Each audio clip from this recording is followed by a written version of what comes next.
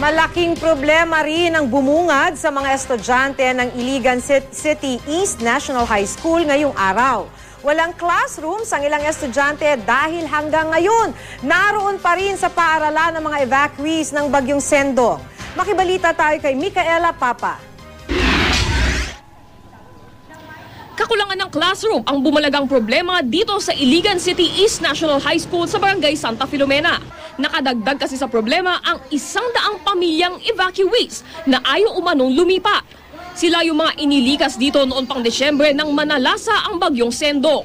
Excited pa naman at maagang pumasok para sa flag raising ceremony ang mga mag-aaral.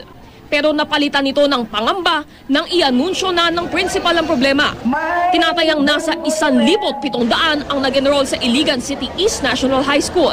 Bumaba na raw ito kumpara noong nakaraang taon, pero sa isang classroom, siksikan pa rin ang 60 hanggang 70 estudyante. Ang ilan sa stage na lang ng covered court nagkaklase.